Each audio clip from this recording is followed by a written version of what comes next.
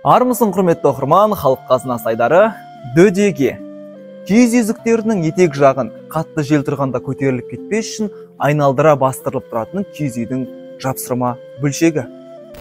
Дөдегені ақ киіз немесе түсті шұға қиындысынан көлемі шамамен қос алақанның жалпақтығындай пішіліп жапсырылады және ұлттық оюмен өрнектеледі. Дөдегенің жоғарғы және төменгі шеттері бастырылып үзіктің етегіне тігіледі де қолқа деп аталатын ортасына құр бау немесе басқыр өткізіліп, айналдыра таңып қоюға лайықтап бос орын қалдырады. Дөдегенің орналастырылған арақашықтығы шамамен 2-3 қарыстай болады. Дөдегенің пішіндерін әртүрлі жасайтын болған.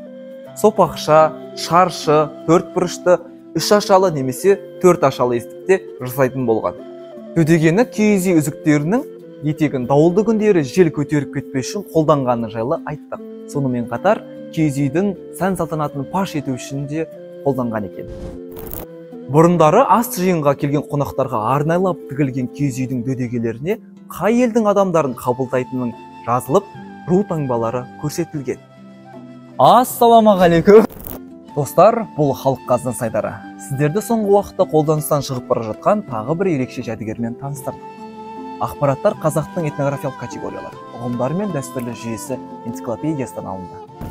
Құрметті оқырман, біздің мақсатымыз халқымыздың тарихи-мәдени мұрасын насихаттау. Біздің ұран, тарихты тану, ол өзіңді тану. Еңбегімізді бағалап, лайк басып, пікір қалдыруды ұмытпаймыз.